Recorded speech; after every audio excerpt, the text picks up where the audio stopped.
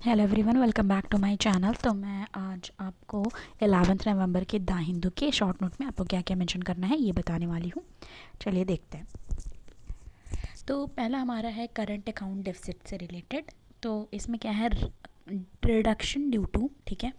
Current account deficit में क्या देखा जा रहा है, रिडक्शन देखा जा रहा है ड्यू टू सॉफ्टवेयर एक्सपोर्ट और रेमिटेंस की वजह से। अब ये होगा कि रेमिटेंस होता क्या है, जब अर्न करते हैं आउटसाइड, जैसे आउटसाइड द कंट्री आप अर्न कर रहे हैं और आप अपनी कंट्री पे भेज रहे हैं ना, तो फॉरेन, जैसे कि फॉरेन में जाके अर्न करना और फिर भेजना, तो वो रेमिटेंस हुआ, ठीक है। करंट अकाउंट डेफिसिट की बात चल रही है, तो दो फैक्टर्स हैं जो रिडक्शन जिसकी वजह से हो रहा है।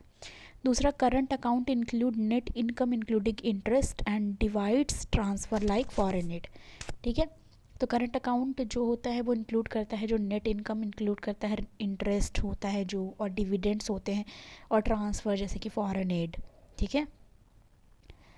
करंट अकाउंट डेफिसिट हायर देखा जा रहा है, इस समय ज़्यादा देखा जा रहा है डेफिसिट, क्योंकि कंट्री जो मोस्टली डिपेंडेंट है ऑयल के लिए, इंपोर्ट के लिए, यानी कि हमारे यहाँ इंपोर्ट कराया जाता है ऑयल का ज़्यादा अमाउंट में, इस वजह से करंट अकाउंट डेफिसिट देखने को मिलता है, क्योंकि हम बाहर से ऑयल परचेज़ करते हैं। दूसरे पे हम आएंगे, दूसरा हमारा है FMCG industry. FMCG industry is fast moving consumer goods. Fast moving consumer goods, इसको कहते हैं कंज्यूमर पैकेज्ड गुड भी, ठीक है। और इसमें क्या है, solid, quickly and low cost. तो इसमें क्या होता है, सॉरी सॉलिड नहीं है, सोल्ड है, सॉरी। तो इसमें क्या है कि ये जल्दी ही क्या होता है, सोल्ड हो जाता है, जल्दी ही बिक जाता है, और इसके कॉस्ट भी रिलेटिवली लो होते हैं। एग्जाम्पल के तौर पे देखेंगे तो non durable house hold goods हैं, जैसे कि पैकेज्ड फूड होते हैं, विवरेजेस होते हैं, ठीक है, टॉयलेटरीज़ होते हैं, कैंडीज़ होते हैं, कॉस्मेटिक्स। तो जैसे पता है कि जैसे कोई घूमने जाता है या कहीं पे, तो वो मोस्टली प्रेफर करता है पैकेज फूड लेता है, पीने के लिए चीज़ें लेता है, ठीक है। कैंडीज़, कॉस्मेटिक्स, ये सारी चीज़ें जो हैं वो क्या होती हैं कि बहुत जल्दी बिक जाती हैं, और जो रिलेटिवली इसके कॉस्ट उतने हाई भी नहीं होते, ठीक है। काउंटर ड्रग्स है, ठीक है, जो ड्राई ग्रूथ्स हैं और अदर जो कंज्यूमेबल चीज़ें हैं वो होती हैं। नेक्स्ट है ज्योग्राफी से रिलेटेड। ज्योग्राफी और IR दोनों से ही ये रिलेट करता है।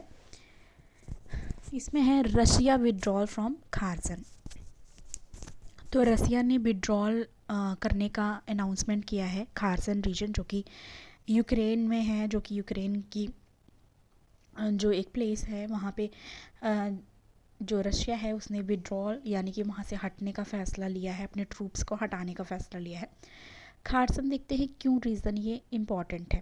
ये स्ट्रैटेजिक लोकेशन है रसिया और यूक्रेन का, ठीक है। तो रशिया और यूक्रेन दोनों नेबरिंग कंट्री है, ये पता है सबको। तो वो जो लोकेशन है खारसन, वो स्ट्रैटेजिक लोकेटेड है रशिया और यूक्रेन के लिए, दोनों के लिए। ये सिचुएटेड है नॉर्थ वेस्ट ऑफ दिनप्रो रिवर। तो दिनप्रो जो रिवर है उसके नॉर्थ वेस्ट में ये सिचुएटेड है। अब कुछ बातें हम खारसन के बारे में जानेंगे। खेरसन भी बहुत लोग कहते हैं या फिर खारसन कहा जाता है।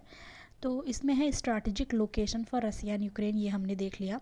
अब देखो, ये शेयर करता है बॉर्डर, किस किस के साथ बॉर्डर शेयर करता है, डोनस्टक, क्रीमिया और ब्लैक सी, ठीक है। इन तीनों जगहों का बॉर्डर ये शेयर करता है। मॉस्को कैप्चरिंग क्रीमिया इन 2014। तो मॉस्को ने क्या किया था, 2014 में ही क्रीमिया को कैप्चर कर लिया था। और जो ऑक्यूपेशन है खारसन इन मार्च 2022, उसमें ये अभी रिसेंटली किया। Benefited Russia in transferring military from Crimea to counter Ukraine. Next इसमें है प्रोवाइड करता है access provided to Odesa and Black Sea. तो प्रोवाइड करता है एक्सेस ओडेसा को और ब्लैक सी को। पोर्ट इन वेस्ट है, ये जो वेस्ट का जो पोर्ट है, और मेन रूट है जो सिक्योर करता है सदर्न यूक्रेन के लिए। एक सिग्निफिकेंट इसका भी है कि ये प्रोटेक्ट करता है पॉपुलेशन जो है कालांचक और जो ये जगह हैं चेपल्याोंग का, मतलब ये प्रोनाउंसिएशन आप खुद से करेक्ट कर लेना, डिस्ट्रिक्ट में उसको क्या होता है कि रिकैप्चर करने के लिए क्रीमिया को, ऑल्सो रिकैप्चर क्रीमिया, ये चीज़ें हैं। अब देखो मेन यहाँ पे आया कि वाई मॉस्को विड्रॉल फ्रॉम खारसन, कि मॉस्को ने क्यों डिसाइड किया विड्रॉल करने के लिए खारसन से। 3 रीजंस हैं। पहला मोबिलाइजेशन फेलर, वहाँ उसमें क्या हुआ, जो उसका मोबिलाइजेशन था वो फेल दिखा। मिलिट्री पर्सनल और वेपन सिस्टम, ठीक है, स्टार्टेड टू रन। तो इसमें क्या है, वो फर्स्ट चीज़ जो इम्पॉर्टेंट है, 3 रीजंस है उसमें से पहला कि मोबिलाइजेशन फेल हुआ। दूसरा inability of Russia to govern Kherson, एक इनएबिलिटी रही रसिया की गवर्न करने के लिए खारसन को। तीसरा Ukraine expanding counter offensive, Ukraine के जो एक्सपेंड कर रहा था वो काउंटर ऑफेंसिव स्ट्रैटेजी को लेके, वो भी एक रीज़न रहा रशिया के लिए। नेक्स्ट हम देखेंगे, एक हमारा न्यूज़ आया है साइंस टेक से रिलेटेड, हाइपरसोनिक मिसाइल से रिलेटेड। तो ये ट्रेडिशनली बैलिस्टिक मिसाइल है, ठीक है, और डिलीवर करती है न्यूक्लियर वेपन्स को, ठीक है। और इसमें क्या है, ये फ्लाई कर सकती है मोर देन 5 टाइम्स जो स्पीड है साउंड का, साउंड के स्पीड से भी फास्टर ये फ्लाई कर सकती है, ठीक है। ये है स्पीड जो है उसकी more than speed of sound है, ये चीज़ याद रखनी है।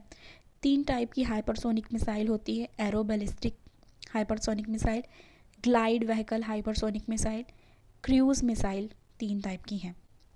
नेक्स्ट ये एक आया है LVM-3 से रिलेटेड, तो ये हम पहले डिस्कस किए थे वन वेव सैटेलाइट में। तो अभी इसमें जो आज के लिए इम्पॉर्टेंट है वो हम देखेंगे। तो इसमें बात हो रही है cryogenic indigenous developed for LVM-3, ठीक है। तो क्रायोजेनिक इंजन तैयार किया गया है इंडिजिनसली, यानी कि यहीं पे बनाया गया है LVM-3 के लिए। हॉट टेस्ट किया गया है इसका, ये हेडिंग में ही था कि जो LVM-3 है उसकी हॉट टेस्टिंग की गई है। तो CE-20 क्रायोजेनिक इंजन, उसकी हॉट टेस्टिंग की गई है, जिसको पहले कहते थे GSLV Mark 3, ठीक है, MK3। अब इसको देखो, हॉट टेस्टिंग का क्या है, इसमें है 100% प्रोडक्शन टेस्ट। इसमें 100% प्रोडक्शन टेस्ट किया जाता है, चेक किया जाते हैं सभी भी इंजन को, जो ऑपरेटिंग पैरामीटर्स हैं उसके, कि वो सारे सही से काम कर रहे हैं कि नहीं, और real time in actual vehicle में उसको, मतलब पूरी तरीके से इंजन और सारी चीज़ें सही से ऑपरेट कर रही हैं, सही से फंक्शनिंग है कि नहीं, ये सारी चीज़ें यहाँ पे की जाती है। अब देखो यहाँ हॉट टेस्ट की बात चली, तो ये होता है ना कि हॉट टेस्ट बात हो रही है, तो कोल्ड टेस्ट क्या होता है। कोल्ड टेस्ट एक लीक टेस्ट होता है, जिसमें टेस्ट करते हैं जितने भी किसी भी टाइप की लीक है कि नहीं, जैसे कि ऑयल हुआ, वाटर हुआ, फ्यूल हुआ, एयर हुआ, इस चीज़ के लिए, ठीक है। अब देखो capable of lifting much heavier satellite than GSLV Mark 2। अब देखो ये जो LVM-3 है वो कैपेबल है लिफ्ट करने के लिए हैवियर सैटेलाइट को, और ये ह्यूमन रेटेड वेरिएंट है, ठीक है, जो कि यूज़ किया जा सकता है गगनयान जैसे मिशन के लिए भी। एक हमारा आर्ट एंड कल्चर का एक आज आया हुआ है न्यूज़पेपर में, मजनू का टीला। तो मजनू का टीला क्या है, जो आर्ट एंड कल्चर में आया है, नॉर्थ दिल्ली, जो कि जो तिब्बतन एक्साइल हुए थे फ्रॉम 1950, तो वहाँ पे उनका एक तरीके का होम है, कॉलोनी है।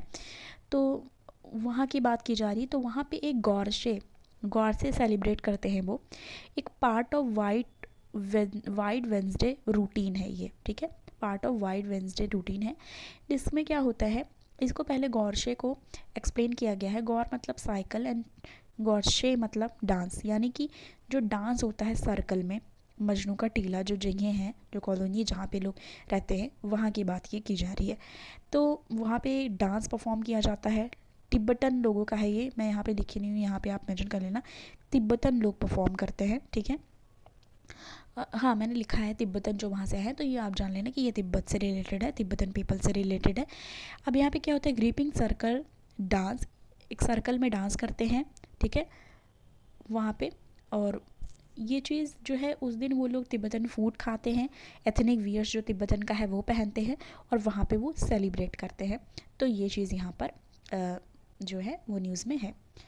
तो ये था आज का द हिंदू का एनालिसिस का शॉर्ट नोट, मतलब द हिंदू के शॉर्ट नोट का एनालिसिस। तो अगर पसंद आए video, like share and subscribe. Thank you.